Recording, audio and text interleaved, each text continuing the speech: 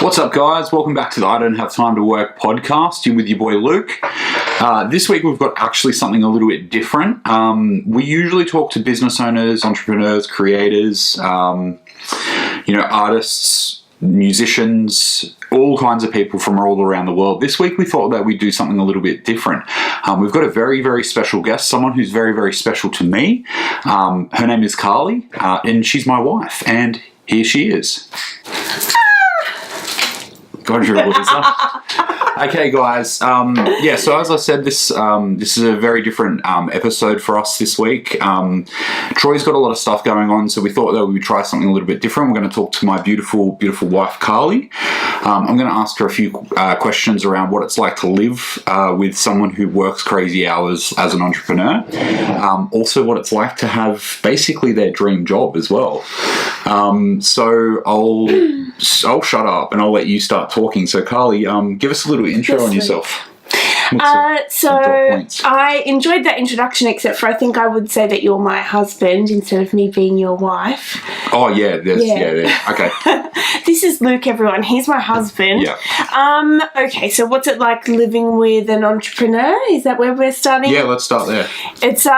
It's been a bit of a journey for all of us in the house, myself, you, and our fur babies, because it's been very different in all the time since we've been together, which has been kind of, 11 or 12 years. In that time, the idea of Luke not being happy with how he worked and where he worked, and that's been kind of a constant in our relationship. He's always felt a little bit unfulfilled, or that there was something he could be doing with his life that was a little bit more meaningful. And so to have that dialogue taken out of the relationship, that idea of, the Sunday conversation about you going back to work and wishing you could do something, that's kind of been removed. Yeah. And so it's almost like there's this lovely space in the relationship where that conversation's gone out and it's been replaced with creativity. Creativity, yeah. It's amazing. And so that's a cool thing, but it also, it's also a change, which I think is it's a positive change, but it's different for us. So I think by comparison, I think I probably have gotten to the point where I'm a little bit more like, oh, it's a big week, or it's this or that, and that's a real shift. Yeah, definitely in us, because up until that point, it was really very much about troubles that you were having with work. But it's been really interesting. It's been good to watch you become an active learner. You always, whatever job Luke goes into, he always manages to do a great job of it. And, well, that's what he says anyway. Yeah. So I know that there's always been that initial buzz of excitement when you get to somewhere and you learn the ropes and you find you have some success, but it inevitably wanes, and then you find yourself kind of having to deal with... Yeah, it was always pretty. It was always pretty. It was always pretty rare that I would ever have a job that I held for more than, say, a year and a half. That was usually my cutoff. So there was usually the first 6 months. You get the training, which is the 8 weeks or 4 weeks or whatever it is, and then you start to get to know the role, and then by about the 6-month mark, the role starts to change, and then you get added responsibilities without getting paid more. And then you do a good job, so because I do a great job. You're great. Do some more. And exactly. Exactly. So I felt that pattern happening, and then I was always like, okay, so I understand that old phrase, the nice guy finishes last, So I was always going out of my way, going above and beyond for everything that I possibly could when I was in jobs that I didn't really care for. Yeah. But then I was getting shit on. Fortunately, you actually have a job where you can go above and beyond, and it actually has a positive impact. So what do you do for a job? Tell our listeners. I'm a teacher. I'm a visual arts and visual design and photography teacher, so the best kind. I have been very fortunate in that I think I'm at a position now where absolutely I would say yes, I do have my dream job, and that's amazing. But I think one of the really big things for me, as you know, is anyone that knows anything about teaching, and specifically, I guess I'm a high school teacher, obviously, so getting a full-time permanent position as a visual arts teacher, it's merely like, if you happen to strike out and get one straight out of uni, that's great. But if you happen to fall into that group of people, as I did, who went out and did some casual work and then found temp positions, it's near impossible. And so it was really disheartening to work for kind of 13 years of my career in temp positions. Although I love them all and I've had an opportunity to work with some amazing people in great schools, it was always that kind of unknown. It'd get to the second half of the year and I'd start thinking, okay, cool, so I need to know what's happening with me for the next year. And so for the past 2 years I have been permanent. I've been permanent full time, and so what that's done for me is it's relieved a lot of that anxiety, and so now I just really get to throw myself into my work, which is the most amazing job. I always felt a bit bad when you were kind of, because I knew how you felt about your work, and I kind of feel like, oh, I did this really cool thing today, or today I got paid to just help some kids figure out some things about themselves, or we made sculptures, or and that's not to dismiss the hard work, because we probably will talk about that as well, but the benefit of my job, I think, is that it doesn't matter how much extra shit they throw at you to do, and they do throw some. Anyone that's been reading the stuff in the media lately about teachers and the workload, that's absolutely true. Be nice to your teachers, everyone. But it doesn't matter what they throw at us, because at the end of the day, it just takes one kid to be like, oh, thanks for that, miss, or the little light bulb goes on in their head, like, oh, I get that now, or, you get a little email or something and you think, do you know what, it's totally worth it. Yeah, absolutely. And so I think that's the definition of a dream job, isn't it? Definitely. And that's kind of what, both of us are now kind of in situations where it's almost like, we had this conversation probably 3 weeks ago, where I was starting to transition to a point where I was like, I have nothing to complain about, and I felt shitty about it. I felt shitty. I'm like, I've got nothing to complain about, and that's what I'm complaining about. And then I thought, what? I am a fucking asshole. Oh yeah, like I'm an asshole for. That's not the only reason. Yeah, that's the other stable relationship. It's been a very like eye-opening thing for me. Troy has dragged me along through this chasm of self-discovery and learning, and just like, I've learned how to edit videos, I've learned how to film videos, I've learned how to like anything to do with social media. I've learned how to do all of that kind of stuff through this, because I've just been thrown in the deep end. We have to build it or it'll fall apart, and then I'll go back to the shitty jobs, and I really, really don't want to fucking do that. I guess that's the other interesting thing, which is kind of, we haven't really discussed openly, but you're just gonna like throw it on the camera like straight away. But the trajectory of your learning has actually taken you through a whole realm of places which previously were my speciality. So photography, digital media, that's my thing. Sure. That's my realm. And all of a sudden, all of the stuff that probably traditionally would have been my area, all of a sudden you're surpassing me. Like, your filmmaking you're far more capable than me now. You.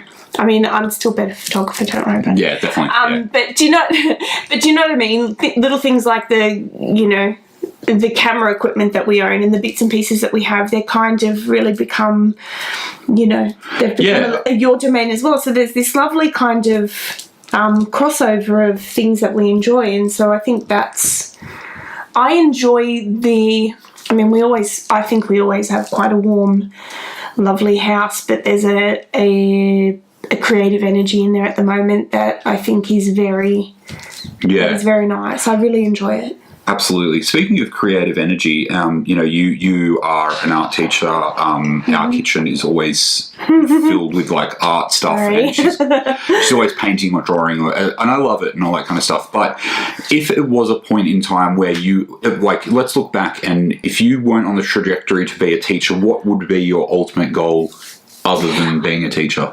Sometimes kids, they say, because when they hit about year 9 and 10 and they start really thinking about the future, some of them feel like they have to know what they're going to do, and it's really I'm like, dude, you don't need to know anything yet. Let's just make it through school and do something you like, and But anyway, one of the questions they always ask is, so when you were my age, did you know you were going to be a teacher? And I was like, hell no. If you told 15-year-old me I was going to be a teacher, I would have just flung myself out of the nearest window because I was like, oh my God, that's a horrible job. Yeah. Because I think, there's I remember anyone that knows me knows I was probably a bit of a pain in the ass at school. That's actually what I was going to touch on. Do you feel bad now being a teacher about like how you treated your teachers? Yes and no. I know two things now about being a teacher. One, I know kids that think they're bad at school aren't really that bad. Like I was all like, oh yeah, I'm so bad. I probably wasn't really that bad. But also, every time I get one of those kids, and to be honest, they're normally my favourites. Yeah. Because like they have what we call now zest. So when I get a zesty kid, I'm like, okay, so the universe has sent me that as payback, and that's cool. Yeah. I can probably remember exactly what it's payback for, but so when I went to uni, to go back to what we were talking about, I went purely for visual arts. I went and did a fine art degree, and it was only that actually one of my old teachers happened to ask me to do a bit of a workshop that led me down this path. So the path is still creative and it's still doing all of the stuff I would have wanted to do anyway, but I guess up until then I probably would have thought photographer, which in hindsight now, I'm really glad that I'm not a photographer. I love photographing things for me, or I love that that's a skill I have and I can impart to people, but it's not something I want to do full time. So I could see myself very much being on that kind of like wedding photographer kind of. Well, you have done a little bit of that work, which I really like doing. Yeah. If it's kind of if it's because I want to do it, it's a one-off, it's for a friend, it's part of it, something that I really enjoy doing because it's a decision I've made, not because I have to go to a wedding every weekend, which sounds like torture to me. Yeah, definitely. We have a few friends scattered around who are photographers, and they often get dragged into having to go to weddings every week and things like that, and it just sounds like a nightmare to me. People either love or hate them. Yeah. Like if that's your jam, if you really love that, then that's so cool. And then you have then if you love going to weddings and you photograph weddings, then pow, good work for you. Yeah. But I mean, our wedding was untraditional. We got married in Las Vegas. Hell yeah, we did. Yeah. That was amazing. It was. Elvis walked me down the aisle. I love that. Yeah. So, so that I think in itself it validates the decisions I made. And I always kind of said, look, if I teach for 10 years and I love it still, cool. But if I reach a point where this isn't for me anymore and those the negative aspects of the job outweigh the positive, then we both know that will be a point where I'm like, I'm not doing my job. I'm not doing the best for the students, which is why I'm there. I'm not really there to do all of the other things. I'm there to provide an opportunity for those students. So if I'm not doing that to the best of my ability, then I shouldn't be there anyway. Awesome. What would you say would be like a highlight of your teaching career? Has there been like a student, obviously don't use their name or anything like that, has there been a student, or has there been like a point in time where something's clicked and you've gone, this is the fucking job that I've been meaning to do? There's huge scale things, my students that have gone on to have tattoo apprenticeships, they know who they are. Shout out to Emily. Yeah, I thought but Emily and Tennille are both doing tattoo apprenticeships, and Jess as well. Jess is a tattooist. And when I look at them and I look at the practicality of those skills that we learned make their way through and filter into their lives and become part of them being such creative goddesses, I'm like, oh my God, this is great. This is perfect. But then I'm just as excited by the kid that does a painting, and I'm like, mate, you're a painter. Did you even know that? And they're like, I didn't know that. I'm like, oh my God, you straight up painting. And they have these the beautiful thing about high school is we don't want them to colour in the lines anymore. I won't get into an art lesson, but some of these kids come in with these great expressive painting styles that they didn't know they had. And I'm like, oh my God, look at this, look what you're doing. And they have this little light in their eyes. It's like, oh, wow, like I didn't know I could do that. Or the kids that, you know, that's their safe space. Yeah, definitely. For some kids, man, high school is hard. It is tough. Yeah. You run into students and they've finished the HSC the year before, and I ran into one student, and I'll never forget, because she was one of those go-getter kids that you think we don't need to worry about you. And she was real straight down the line and real organised. And then I ran into her, and it probably was 18 months since the HSC. And I remember being like, oh, sweetie, how are you? How'd everything go? Because I'd since moved schools, so I didn't see that last leg of her journey. And she looked traumatized. She was like, that was such a hard year for me. I had such a difficult time. The wheels fell off as soon as I finished the HSC, you know, and so it was one of those moments where I thought, we don't just need to look after the kids that are obviously struggling, or those ones in the middle that we know we don't always get to. Like, it's all of the kids. Yeah. And so making sure that we're there for them. I forgot what my point, where I started that story. I was talking about what's been the highlight of your teaching career. So being a soft place to land for those kids. Yeah, that's really amazing.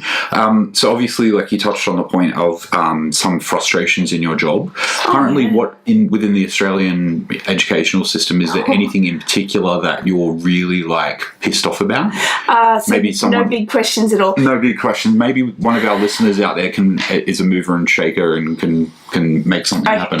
First of all, put me in charge of some things. No, okay. I wouldn't. That's it. I wouldn't want to be in charge, but I want the people that are in charge of making decisions about things that they consider to be important in our day-to-day life of running a school. They should be people that come from a classroom. There's people making decisions about what we need to be doing. In terms of, don't get me wrong, we need to be accountable. I'm absolutely on board with that, but it feels more and more like, as a professional, I'm not being trusted, or there's this kind of lack of understanding that I can just do my job. Yeah. So the paperwork becomes just this, it becomes overwhelming at times. And when you spend all of your time on the paperwork and you have so little left to give when you get into the classroom, then that is devastating. Sure. And even, I mean, I'm only still, by comparison to some of the people that I know, and they've been working for 30 years and they're just ace, I'm still relatively green. I've only been doing this for about 15 years. But even in the time that I've been working, that is a huge shift. Yeah. And so for me, like, kids don't walk away from school and go, wow, I had such a great experience. My teacher was really up to date with her paperwork. Obviously, they need me to be organised, but they remember the connection that we made and all of the studies that they bring in and they show us, you know, and that we read ourselves because we're always learning. That personal connection that teachers have with their students, that's one of the way up the top of indicators that you have an ability to make an impact. Yeah. So fostering that more, I think, is important. It's funny, like the way that you kind of explain that. And I started thinking about that as like a bureaucratic, like ladder, kind of like what you see in retail businesses or in government and things like that. So you find that the higher ups have never actually worked on the front line, so they don't know how those people are being interacted with. So when, you know, I worked in retail for most of my career before I stepped out and did this. So I understand customer service, but I don't understand why the people that are in charge don't know customer service themselves. They don't understand that process. And I guess that's what you touched on, where the higher ups aren't necessarily from classrooms. But also those people at the top of the ladder, like, they need to keep making a job for themselves. Of course they do. Like, if they just go, oh, the people down there on the field, in the battlefield, they know what they're doing. Yeah. Good. Like, instead of doing that, they're like, oh, we better give them more things to do. Because when I'm making them do more things, I've still got a job up here. Yeah. And so I just think... It's that micromanagement thing. Well, it's also about creating creating positions for them. Yeah. So, I mean, it'd be way better if I'd rather they just come and spend a day in my classroom if they want to check on me. Yeah. Ring some. But I've always said that, like, if you want to know how I'm doing in the classroom, if you want to make sure I'm doing a good job, come and spend an hour or 2 hours or a day, or do FaceTime. I mean, you don't even have to come into the school itself. Ask the kids, ring the parents of the kids I teach and say, look, what do you reckon about this? Is this going okay? What has your kid learn? Are they doing all right? Speaking of ringing parents, is that one of I know I kind of already know the answer to this, but is this when you get to call parents of the naughty kids, is that one of your favourite things about your job? Oh no, I hate it. Oh, do you? No, I hate it. But what I do love, and there's times where you get to do this, what I do love is those times you get to ring and say, hi, it's Carly. I just wanted to touch base with you, and you can hear them go, oh crap, like what have they done now? And I'm like, do you know what? Today we had a great lesson. Today they did way better than they thought, or I'm going to send you a picture of this artwork that they did that was amazing, or those phone calls are important, or the ones where you find out something that means that connection with your kid the next day is much more meaningful. So, for example, when you first come out, you're really scared of ringing home. You think parents are going to be all snarky at you. 5% less than, not even, I reckon 2% of parents are a bit like, I don't know. Most of them are really grateful that you took the time to ring. They really appreciate you actually kind of caring enough to make contact home. I can just send letters. Like, you can send a letter home and say, look, do you know what, your kid was a bit of a twat today, this is what they did. But you ring home, you chat to mum and dad, or their guardians or caregivers, and that has not only is it the biggest game changer for their behaviour in the classroom, but also it means that it becomes a team of people. It brings the parents into that learning team. They're on my side, or the kid. Well, it's not really sides, actually. They're in the team now. They're part of the conversation. So the next time in class, when little Mary's a bit off the air, I can just quietly say, do you know what, Mary, it was really nice to talk to your mum. And if we need to talk to mum again, we can. But she was a really lovely lady, and she really loves you a lot and wants you to do well. Yeah.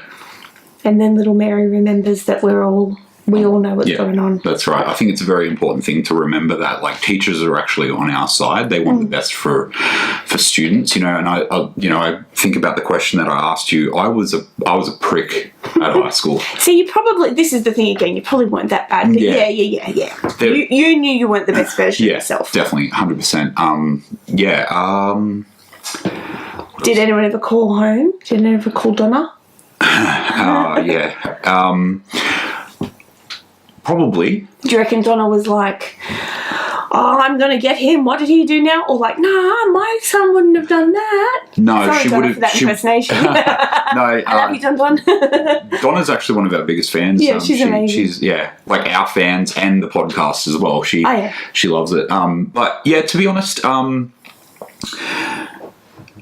I don't think so. I think, everything seemed to be okay. Like, there was only one time where mum got called, and it was kind of like I was able to kind of fly under the radar for most of it. Like, I'd do naughty stuff, but then I'd kind of like, I'm very quick to talk my way out of things. Oh, an apology? Yeah.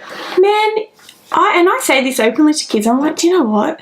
I didn't expect you to be an angel. Lord knows that, like, we're 25 kids in a room with 1,000 different personalities in amongst it, and we're not all going to get along and be amazing all the time, but like, you can get away with almost anything if you acknowledge what you've done, you apologise for it and mean it, and you learn from it. That's 100% correct, and that goes for anything as well. That goes for within. Like when you didn't take out the rubbish yesterday, and I drove home, and I messaged him, and he acknowledged that was his mistake. Yeah, I apologised. He apologised profusely, and he drove home and he took the rubbish out. Yeah, I did. I was out hanging out with friends, and then I was like, oh no, I've got to go and like take the rubbish out for my wife. That doesn't mean that I'm whipped. It just means that I'm a good husband and I love my wife. Oh, then today I asked him to do something. So he's like, no, I just don't really want to do Feed that. the cat. Yeah, no, that's why I realised, that's why I realised I'm an asshole, because, I mean, however you want to take it, like, I'm fairly straightforward with the things that I say. Like, very rarely do I don't lie about anything. I often use the word promise. That's when I know I've got you. That's my lock. That's my lock. Yeah. I don't promise anything that I know that I won't do. Yeah. And a lot of the times, I promise something and I'm very, very forgetful, especially since I've started this project, because I've got so many things firing in my brain at any given time. And then I've got Troy texting me and all these things happening and trying to set up projects that are coming up, that I kind of get. But you're also time managing like you never had to do before. No. You went into work, you got there at 9, someone said you've got X many things to do. Yeah. You leave at 5, you're like, cool, all right, simple division of time. Yeah. I've got this, I'm out of here. What time was I up until on Friday night? Oh, it was Working. 1:30 or something. Yeah. And that's fine. That's completely normal for you. But I actually much prefer this kind of lifestyle. Not only does it allow, yes, I've got to work. Sometimes I've got to put in 10-hour days or 12-hour days or whatever it is. But then there's other times where I'm like, dudes, I'm out for 3 days. Do not even call me, kind of thing. It's an amazing, the coin, the two sides of the coin. It's amazing to see the freedom from it. You have a lovely phrase as well that you use, which is, I will be like, look, are you okay? You're a bit stressed, and you say, yeah, I'm stressed, but it's my stress. Yeah, 100%. You know what I mean? It's not someone else going, oh, you've got to deliver this lounge, or I worked for Fantastic Furniture Australia actually for a couple of years. Yeah, that was actually probably the last job that I had. I mean, I loved the last job that I had with Troy before I left. And to be honest with you, if Troy and I hadn't started this, I probably would have stayed in that job forever. That had enough.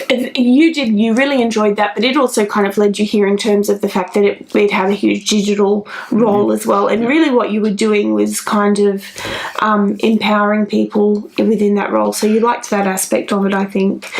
I think the most important thing when it comes to being employed by someone else within, at least in my opinion, is autonomy. I absolutely hate micromanagement.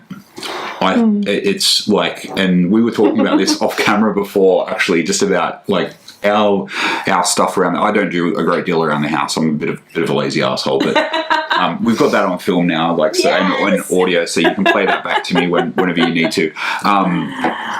So I can't even remember. You're a bit of a lazy asshole. Where we were at. Yeah.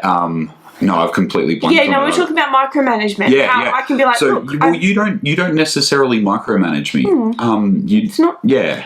No, I mean, we're not. This is now turned into a marriage confessional. Ah, That's all right. So you obviously prefer entrepreneurial Luke over employed Luke? Yeah, there are some things that, for example, some days when I get up and haul my ass to work and it's freezing cold and you don't have to start for 2 hours or 3 hours and say you're still snuggled up in bed, and I'm like, but they're... It's currently winter here, just listening to this in the archive. Listen, he's more confident. He is... he's more assured of himself. He is... I like that he's... I enjoy the active learner within you. I'm a bit worried about how far this ZZ Top Luke is going to progress, because... I think the beard's all right. Yeah, I'm going to go and see Nick on... Shout out to Mad Dog Barber, aka Nick Senham from... Take it off, Nick. No, he's not going to take the whole thing off. He's just Listen, yeah. So, what would be your least favourite thing about living with entrepreneur Luke, the wantrepreneur, as we saw in the previous video? Did you like that video? You love that video? Because that's how I love it, because it's you. Actually, last night, I didn't say this, you had... Was it last night? You'd come home from... I'd picked Luke up, he'd had a few drinks with mates, they had a playlist party, and he'd come home and he'd eaten a Danish or something. No, it was a tart, whatever it was. Anyway, you had this bit of pastry in your beard. Yeah. And I was like, oh man, this is my life. So, what's your least favourite thing about it? About me doing this? And be honest, because our listeners, they can tell when people are being honest. Yeah, no, I'm pretty honest about these things. Yeah. Look, there's nothing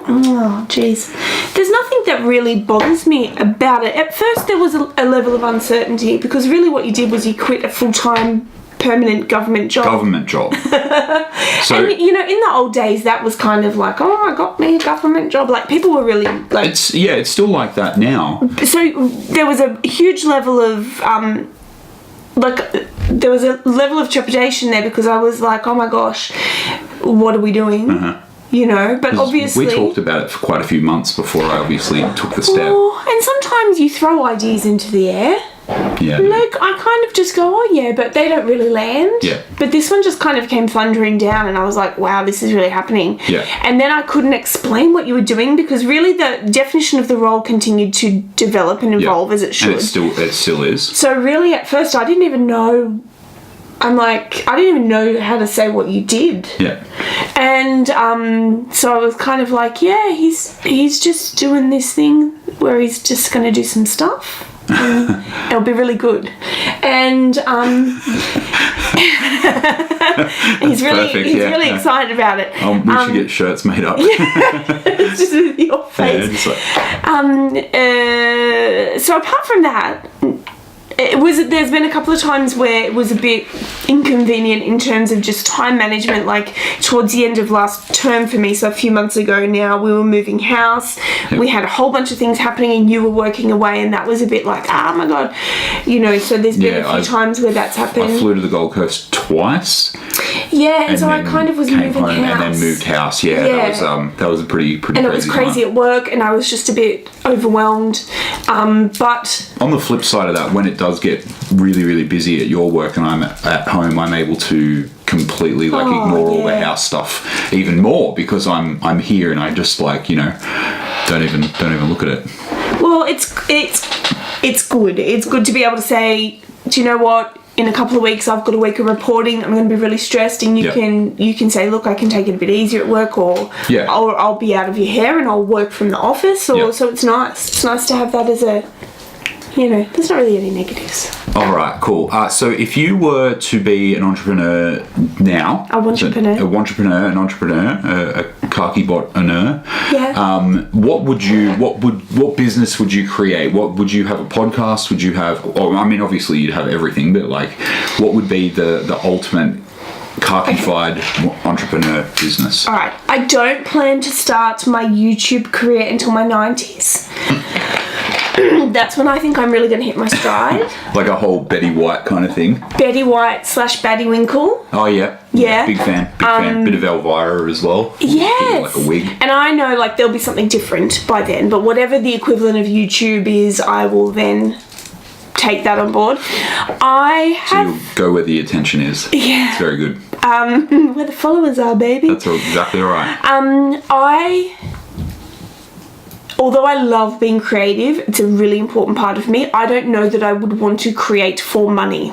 So I don't think I would want to start up like an Etsy shop or, go to the markets or on any of those kinds of things, because I think that would suck the love out of it for me. Like, I paint in the kitchen now when I want to, not because I have to.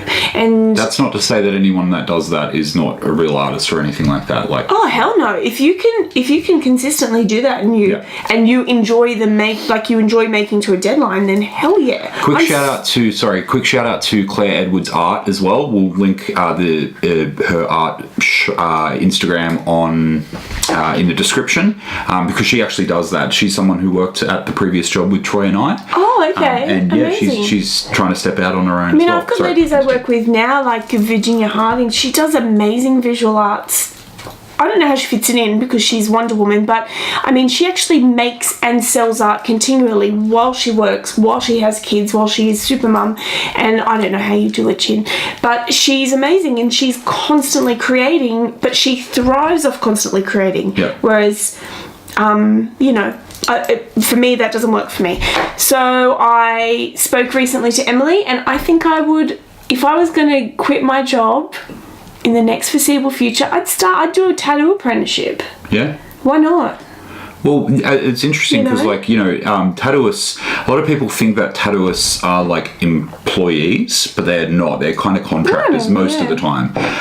So it's actually a good point in time to tell you guys that I'm going to start a new series in August, and it's going to be called whatever it's going to be called. It's going to be basically behind the curtain of people who have gotten to their dream jobs, and they've followed a path that they thought that they needed to go down. And it's one of the reasons that I wanted to talk to Carly today about her having her dream job, and basically ask her, what now? So what's the plan now that you've gotten to the point? You've worked all these years, you've gotten this full-time job, you're in your dream job. What now? Well, there's still heaps for me to do. At the school I'm in, we have just, we were 7 to 10 for a really long time. We've gone to year 11 and 12. So at the moment, there's this huge push to get our kids through to the HSC and do really well, the best they can do. So there's still tons for me to do in my job. So I don't feel like I'm by any stretch of the imagination done with my teaching journey, as in there's still tons for me to learn, tons for me to do. But one thing I have noticed that I do enjoy more and more is there is a great online community for people that support each other in terms of teaching. So I would like to get more involved in that. I would like to podcast, I think. I have become addicted to podcasts recently, as you know. Yeah. And if you haven't listened to My Favourite Murder, you definitely should. 100%. Actually, no words. That's one thing that I was going to ask you. What are you? I mean, obviously, like, we've got My Favourite Murder. You were listening to, is it Serial? Oh yes, Serial was great. Serial was great. Yep. Case Files great. I'm all about the true crime. Yeah. But we started listening to Witch Fingers. Recently, I love those girls so much. Yeah. And, so that's a podcast about three girls from Canada, North America, kind of thing, and they actually watch like really fucked up, messed up horror movies, and they total B grade 80s. Yeah, just like have a few drinks and then they talk about how shitty the movie is, and it's quite hilarious. But it's also like they genuinely love how shitty that movie is. Yeah, 100%.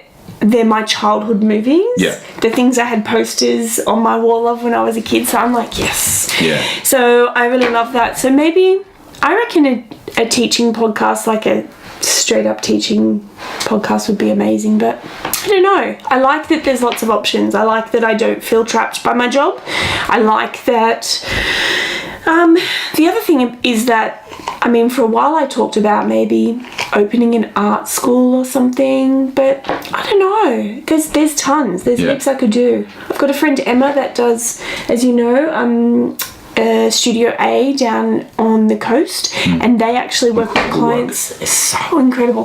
Clients with disabilities. I always said, apart from my job, that would be my dream job, because the work that they do in supporting these artists to get their voice heard out in the community, and working partnerships with some really big names is incredible. So for me, there's still a lot of meaningful work to be done. And some of the art pieces that come out of there actually sell for quite a bit of money. Oh, huge amounts. Yeah, it's crazy. It's huge amounts of money. I like, you know, obviously we've got all these dreams and things like that we want to do in the next 5 years, and like moving up north might be one of them, and you know, we're talking about that. So like shout out to Catherine and Ben. Hey Catherine and Ben, I know that you guys probably don't listen. You guys are too busy like growing farming finger limes. Yeah. So a couple of friends of ours actually just like packed up all their shit and just moved up north 8 hours.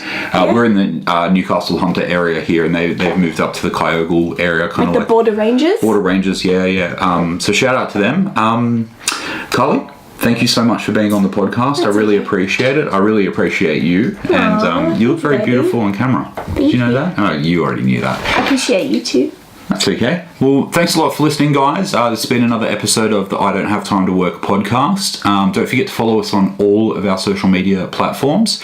We will be returning this week with Twitch Tuesday, where I'll be playing classic video games for a few hours. He gets paid to play video games for a few hours. I actually do. So don't forget to follow us on Twitch. It'll be twitch.com/I don't have time to work. And that's basically it. Thanks so much. And we'll be back next week with a very, very special episode where you actually get to meet the team of I Don't Have Time to Work. So thank you very much, and we'll see you next week. Bye, guys.